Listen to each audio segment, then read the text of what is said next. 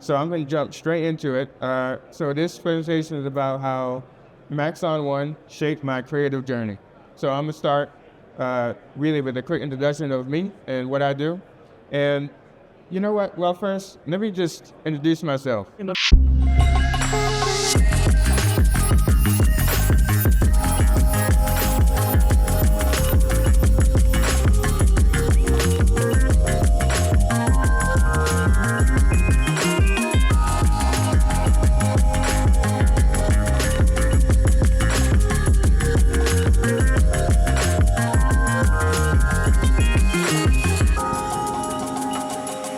From a young age, creativity was my playground, thanks to my first laptop at 6 and tumbling into the world of motion design and coding by 8. Plus, getting into beat making along the way led me to my vibe of crafting stories with a blend of animation, tech, and sound. Based in Atlanta, my journey has led me to collaborate with the likes of Ford, Chick-fil-A, and Kelly Williams. I work with creative people to craft soulful experiences, from immersive event visuals to advertising to compelling music videos. My mantra, taking the common and reimagining it in uncommon ways. Real quick recap, I'm the creative director and founder at Cineware, and we help brands shine by creating soulful animated videos for marketing campaigns and events. And you saw a little bit behind my background. I started real young, always had creative stuff on my mind. Whether it be web development or just making stuff move on the screen. And my journey is actually uniquely really attached with Maxon. So it all started with Cineware 4D R18. That was my very first version of Cineware 4D I ever got. Thanks to my grandfather picking up a license for me, I managed to get straight into it and try things out. I remember way back in my early days, I did content creations for YouTube, like for YouTube content creators.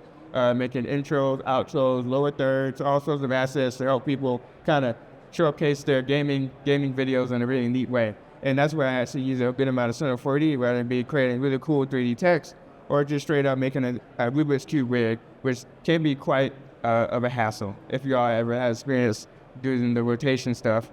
Real quick background, way back in 2019, I actually went to a 3D a event called 3D Plus Motion Design Tour in Atlanta. And this particular tour inspired me to be like, you know what? At the time, I was focusing on this sort of stuff, and I wanted to kind of bring myself up to that next level. And so I went to this event. It happened to be hosted and sponsored by Maxon, and that's where I actually met Matthias. And you see, that's me right there, literally young Imsety, when meeting Matthias for the first time. And this is how that first spark started. And from that point onwards, a little bit later, like that event really became the catalyst in my motion design journey. I think a year later, Maxon One came out on my birthday, September 9th. So it's very interesting. And once I picked that one up, I really used all three of the software that they had to offer. So real quick overview. First, we're going to do a live breakdown of the What's New video promo piece that we created for Maxon in collaboration with, Maxon and Cineware. And then also, we're going to work our way back. We're going to work our way back from present day all the way back to the past. And so we're going to start first with the video we created for Maxon, and then we're going to go ahead and work our way back to some of my past work that I've created over the years. So, the present. 2025, not to be confused with 2015, that's Back to the Future, but let's start first with Maxon One Limitless April promo. So first off, I want to jump straight into showing y'all what we created for Maxon earlier this week, and yeah, so let me just play it right quick for y'all.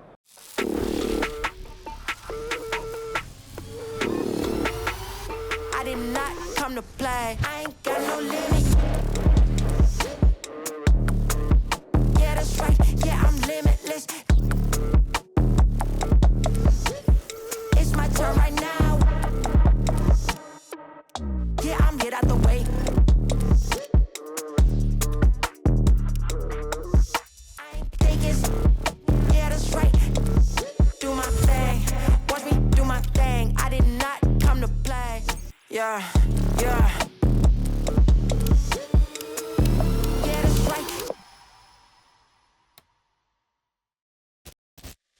So that was the piece that we created that kind of showcased a quick little overview of the entire sort of Maxon suite, where it ranges from Center 40 and this new up-and-coming liquid simulation toolset to Redshift, to Red Giant, to ZBrush for iPad, and also Maxon Studio as well.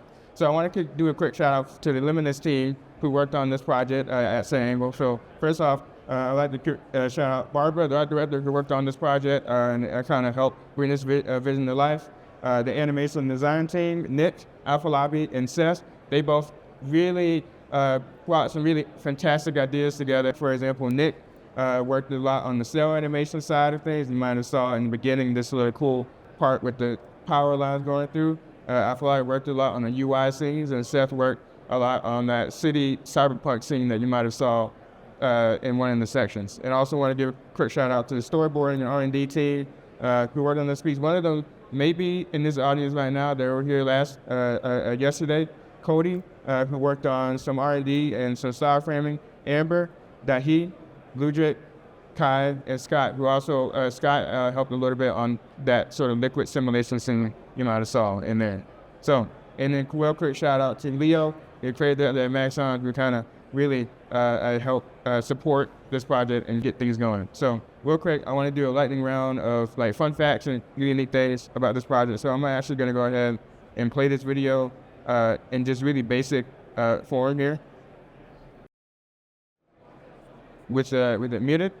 And we're going to see, you're going to kind of go through sort of each scene by one.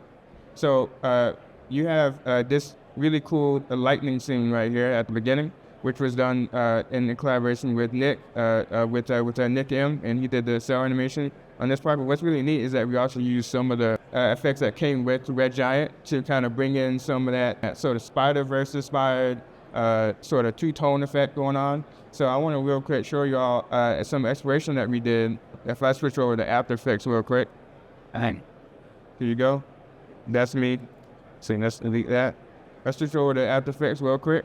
And if I open up a working file here showcasing a real quick, like really simple version of this project that goes over how we use optical glow to kind of get that sort of look going on. So this is one of the first things that we sort of did to sort of figure out that look of that line. So if I real quick, put this back on, and then off. You can see right here, this is like a really simple sort of line setup. And I remember when I was giving direction, give it a second for the update. There you go. I remember when I was giving direction, I was like, I want this thing to look like a lightsaber.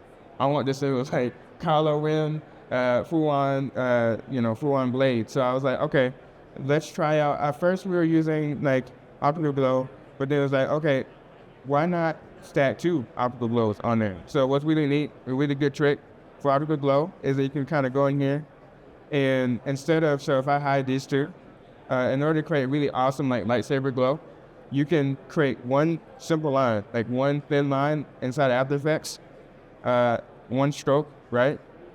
Hit one pixel on it, make it a bright color. So something that's like, I chose red, I made it slightly a little brighter than everything else. But if you're gonna do any other color, like let's say let's do blue, right? But it's good to go somewhere right here. So that way it picks up a little bit on that light. And then if you go in here and then drop in, if I go to effects and presets and drop in optical glow. Boy, okay, already we got some very interesting stuff going on. And what's great, this combo actually is good with noise and noise adjustment layer as well. And some curves to really make it pop to some, bring up the highlights and that sort of thing. If I turn those off real quick, you can see this is before, and we'll turn them on, this is after. So it kind of creates that sort of like almost grain sort of texture going on. So you have one layer optical glow, which is great. And even the default settings actually come pretty well, pretty well down back here. But what's really neat is that if I just stack them again, boom. Okay, at first it's really bright here, but it's just increased the size like by a whole bunch like that. If I zoom out, you kind of now get some ambient lighting going on. It's really neat. And you can see this is like sort of like the red version of what you did here. And then that's sort of like one sort of aspect of how I kind of gave some direction on, with Nick M on how to get that sort of really neat glow effect. So like stacking the glows, really, really cool, really neat sort of trick there. And then obviously noise as well to add in some green. So second thing I want to highlight is this is fluid scene right here, which is really awesome. So this was done in collaboration really with Scott and Seth, freelancer in collaboration with Maxon and Set Angle, and then Seth, one of the art directors and designers at Set Angle. And you can see that really wanted to get that color palette matching the previous scene. You can see some of that our red, green, and blue going on there, but in the previous scene, if I go back real quick, I just see, boom, you got that like star, sort of all that stuff going on in the background, so you kind of wanted to link it together. And so this is sort of like a really, really, really early preview of what like the fluid sim stuff that you can do with Cineware 4D. So I'm real quick switch over to Cineware 4D real quick and open this up. This section here is really like a composite, so it's really like a render in C4D, but then it was actually put on top under it with After Effects, and we kind of wanted to bring in some of that, some references to C4D flowing around. You can see like really abstract UI elements. We all recognize the camera icon, and even like there's no icon here. We wanted to capture just the essence of Cineware 4D, but not the full thing, because the main thing is we didn't want it to feel too. We wanted to feel very like fun and almost like focus more on the product rather than kind of getting it pitch perfect. We wanted to focus more on the experience. So this unique scene, ZBrush for iPad scene. So a really quick little cameo moment where you have the spaceship, and you wanted to show off the Z Modeler, the new Z Modeler tool that came out for iPad. And you can see a real quick moment where it just selects a face and then here it extrudes it up. And I wanted to show y'all real quick how I kind of put this together. I sort of worked on this scene as well. And if I go ahead and open up, let's see, this file right here, and C4D, let's actually do it in here. There you go. So it's literally just iPad flowing in space. Real quick, go to quick shading here. And if I turn off this dome light, you can see that this had a real quick mock-up of an iPad right here. And also I have a little Apple Pencil here. And I just had it animated real quick, kind of like rotating, and it zooms in, right? And I used the Cineware tag right here, Cineware to export the camera. You can do that, save, composite, quadro file, save, include 3D data. And we're going to go into this in a little bit more about Cineware in a second, but we have that first layer set up, right? And that's sort of how I achieved that. And then like, if I go to the spaceship scene here, which is like a whole separate sort of setup. Oh yeah, well, wait, sure. Cool.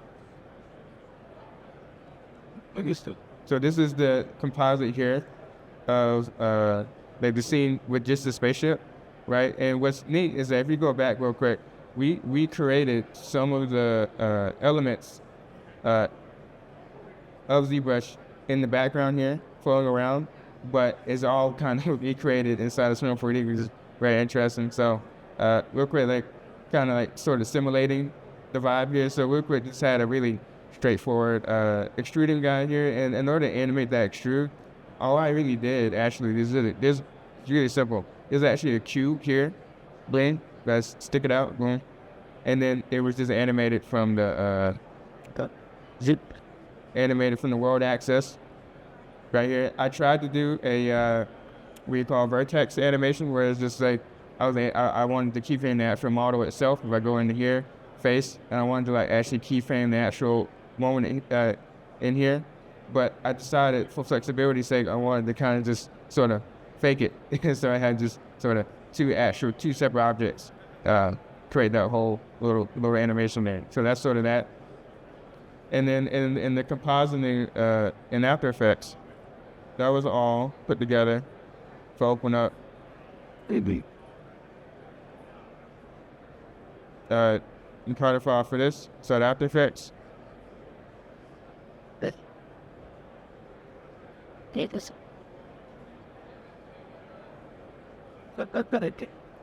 You see that I put those two scenes together. If I was tracking the camera, you can see what I was doing. So inside it, there's a whole nother composition. If I hide this text so you can kind of see it a little bit better. There's a whole separate composition inside of the iPad that was tracked, right? So this is in its own scene here. And then there's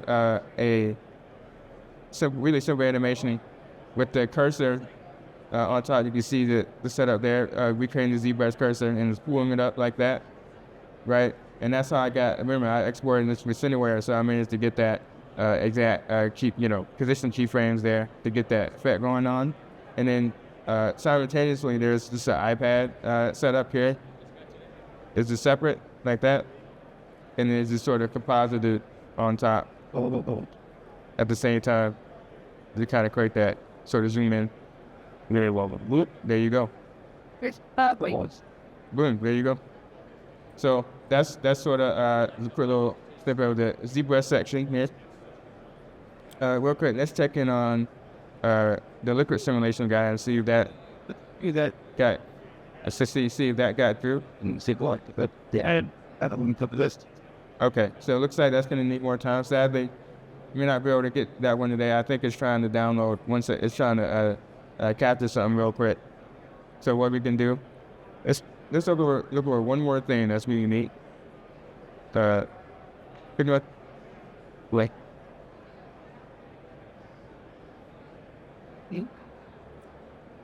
Smile typically. Yes, which one? He does us. My body just sent to roots. This is really neat. You also see brain with the here, really great style here.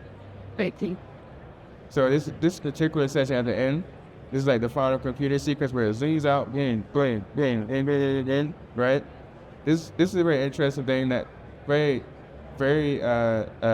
interesting to sort of figure out. You got a lot of things going on. You have the red giant effects going off in the background. You have the compositing in the camera. You have the actual scene done in Cineware 4D. So if I actually open up one of these, if I open up that original project file here, there you go. Let's shift over to After Effects. Oh. This is done in a very interesting way. So what we did was, and I can show you all in a bit, we animated this scene once in one project file, and then we just basically replicated those same keyframes, put that same camera in different scenes. So, right, open this up. There you go. Honestly, let's try it out. There you go. Cool. Okay, real quick. So you can see, so he's changing the fonts. Try to load in, but no worries. Sort of compositing setup. So we first start off with this scene here, Ludwig Computer. And this particular one is by artist, and this one was like a very, very simple scene sort of setup. And we laid it out with the camera animation in here, and then what we did was, it was sort of in similar vein with the iPad sort of setup where you zoom out. But it's also, if I go into this custom view here and turn off this and hit the layer here, you can see this little little shape layer here, right? This is actually attached in the 3D world right here, going. And if you attach it here, because it's the same sort of, it's following the same position that, it sort of is masking out this image sequence here, and that's sort of how we create that first setup. And then that same setup is being used throughout the entire setup here. I think what we can do, let's just jump straight into the next section here. We sort of went through the Limitless video, the April promo, and maybe we can kind of regroup on that. But if we jump into sort of some of my previous work that I worked on, starting all the way back from 1024 and backwards, we can go from there. So let's do abstract Safari Visual, which is a really cool music visualizer that I made, sort of like a fan-made sort of thing that kind of goes through like visualizing one of the beats that he has created. J Period is like a famous DJ creating mixtapes for like Michael Jackson and Lauryn Hill and other really famous artists. And I was like, I heard one of his tracks and I was like, hey, I want to create something and visualize what I see in my head. So this is sort of this quick little snippet of that. One thing I want to show you all is a really interesting thing about this project is that I kind of use Magic Bullet Looks in a very interesting way. So a lot of people use Magic Bullet Looks to composite like real life footage and that sort of thing, but I use it to actually stylize like 2D, like 2D footage. So if I go into After Effects, so you can see this sort of setup here. Very cool, very interesting style here. You got like the grain, you have the sort of paper look, but there's actually one neat little thing that I do. So I use pulling Magic Bullet Looks and I use it, boom, this is sort of like the flat sort of version. And I use a whole bunch of the presets that come with Magic Bullet Looks, just kind of try things out and really experiment with like different vibes. So I go into here and I'm like, okay, how can I, like, I kind of go cycle through this figure, okay, well, let's cool it here. I ended up finding one of these. It's like that one, or whatever.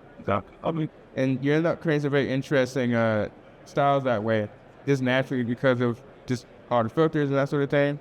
And this is always my go-to sort of way to kind of brighten things up a little bit and like have an interesting sort of color, set of color palette right off the bat. And that coupled with a little noise adjustment layer, it's some pretty neat sort of thing. So you can see, let's play it to upgrade.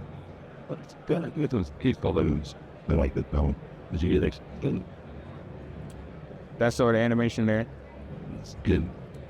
But yeah, cool. So that's abstract. And then I want to go over to calculator and clock spot, which is like a quick 15-second sort of spec ad that we did that kind of was like, what if the calculator was an ad? Like there was something that's really regular and normal. What if it was just something that you made it sort of, very, very interesting? So one of the things that I was doing was I was animating everything in After Effects, and I realized, man, I want to put a little bit of 3D in here. I want to bring in like a phone or something like that. But I already animated everything. And so what's really neat is I actually brought a Cineware 4D file directly into the setup here. So you can see I have this phone here in Cineware 4D. And what I did was I wanted to, I already had this model, right?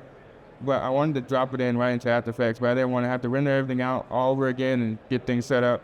So what I ended up doing was I just used Cineware. And what's really neat in After Effects, so you can just go into here.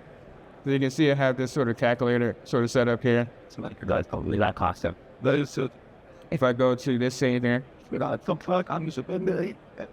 can see sort of the composition that I had set out. You have like a flat layer here made with the 2D layer, the 2D, and then you have the 3D render here. But if you look at it closely, I don't know if y'all can see this, it actually ends with Cineware 4D, C4D at the end, right? And what's really neat here is that if I go in effects controls, there's actually a whole separate panel, separate effect here, and it kind of allows you to modify things inside of like After Effects, but it's all from Cineware 4D. So if I actually real quick show you all what I mean by this. So this is the preset camera that's already animated inside of After Effects. So you can see some of the keyframes here. We'll open them all up, right?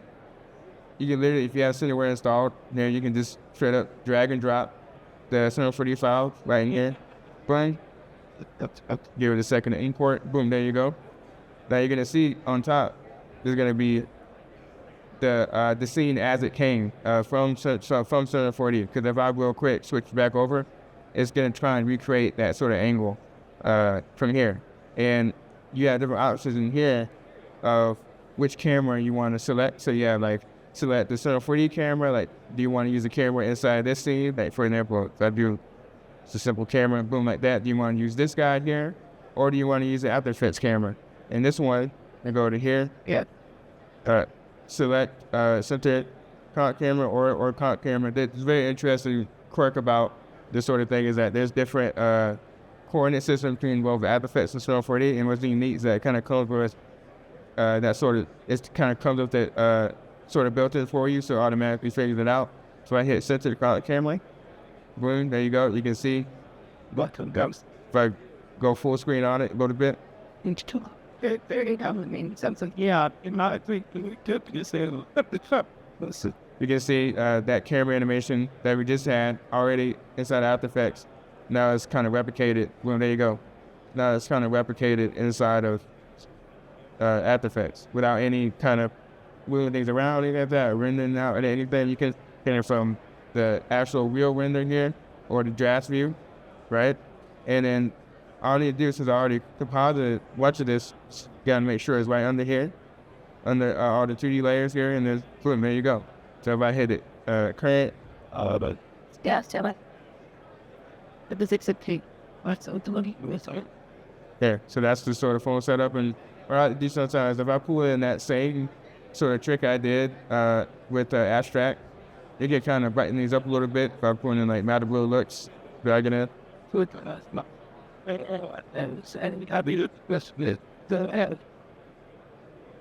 Looks, get a second for all the presets come in. And I always like to kind of say, okay, what can I do here to make this phone kind of interesting? Oh.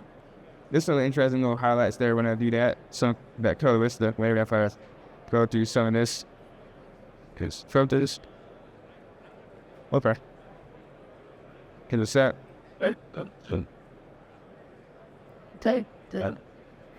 This kind of gives you some cool opportunities to kind of try things, different things out a little bit. But anyway, that's the calculator real quick. We now in 2023, right? I want to talk a little bit about the art I exhibited for Beeple Studios, which a lot of this I use Cine 4D and Matter Blue looks for this, and it was a sort of similar vibe. So you can see, I sort of wanted to create a piece of like, one side was sort of like kind of both sides of the screen sort of competing and that sort of thing. You could see that in the full sort of stage when it was happening. And a lot of people did really simple, like sort of like tile sort of setup where really still images and it's just going through, repeating across the screen. I wanted to use the whole stage, right? So I took this as an opportunity to kind of make it a whole sort of moment there. So I can kind of go into, I can hop onto Cine 4D and kind of show you one of the scenes. So you can see, this is sort of like some parts of the piece. And there's this really cool scene at the end, which is, I call it a city scene, but it's really just a whole bunch of blocks at the end. If I give it a second for it to load, this is it. There you go. So if I go ahead, hit enter at the render region. They don't come out with all they say, okay, it's find it. Well, you get that, but so sick in your matter, it's going to say all this. Oh, wait.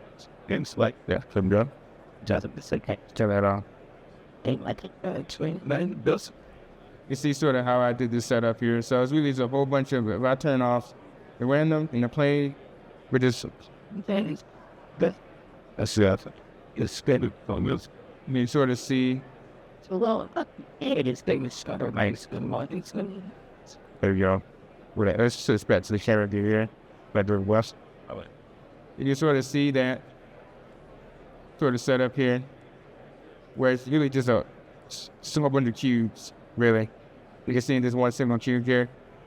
I turn it back on. I have a random effect in here that kind of makes it all sort of stack.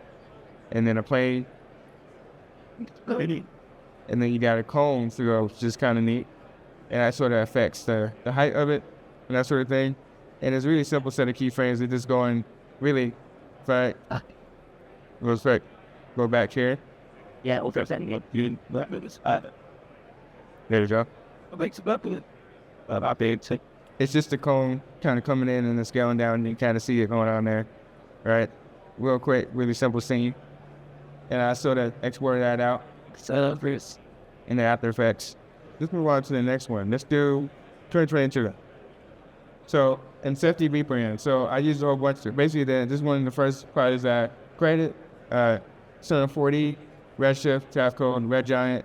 And really neat is that some of this piece was actually inspired by Sakane Solomon. He had a particular moment where he's had his logo and going through different sort of styles, that sort of thing. And I sort of did something very, very similar. So this was a scene that I created for this piece. Okay. And what's really interesting is that I use some of the take system for this. So I wanted to go through different styles real quick. So there's one very simple, so like a spacey scene going on here, right? I do prefer. Yeah. And it seems like if I go ahead, I'll go to Redshift. I think I need to go to but this version. I use so of experiment and let's see. Resume. I'd show you all this where I built out this scene right here. Really neat is that you can sort of build things pretty much without any actual real modeling here. So you can say, okay, let's say these guys here are just cheating. They're just little cylinder guys, right? So I'm like really using the bend deformers. So if I go into here, bend your tubes, there you go. You can see if I turn off the random thing, whoa, the cylinders, the cloner, right? Turn it back on, we get sort of very interesting, like sort of glass, sort of look there.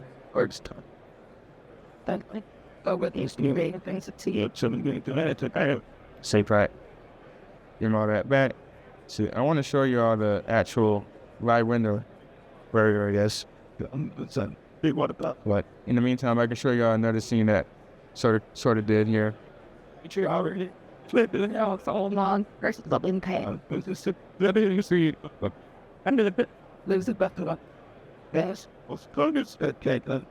this is a really cool little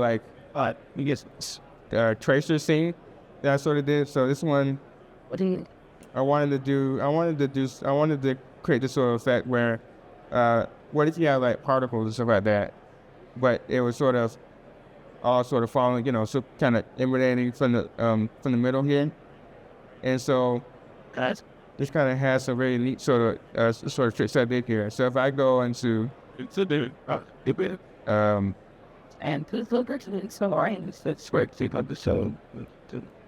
if I go into here, and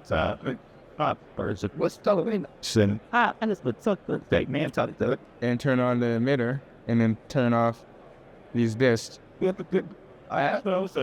can see, look, this little particles coming out, and it actually has a keyframe on it that kind of turns it on just for a quick second. Then it turns off. If you create a tracer effect, if you drop it into,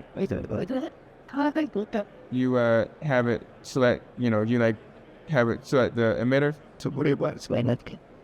It's not going to kind of follow that path. If I turn on the tracer, it's going to follow that path. And they're going to create a whole bunch of splines for you.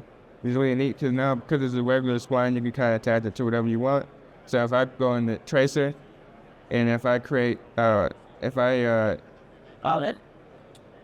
cloner, and then set it up to where instead of it being linear, so if I change it and zoom all the way in,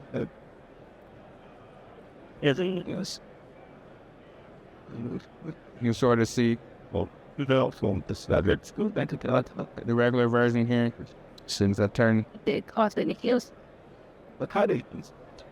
on, you see that you call it if I hit it from like linear to object and then drop in the emitter and tell it, hey, follow that thing. It's gonna try and attach that same object across all the all the splines. It's gonna automatically sort of create very interesting sort of emanating effect there. Yep. Yes. But yeah, that's one little fun fact about that. But I guess I can wrap things up here. That was a really basic overview of all the different sort of projects I worked on over the years. There's some hiccups along the way, but I'm very glad I got to show you all a little bit of some of the some of my process and some of the behind the scenes on the Limitless program we did for Maxon. So thank you.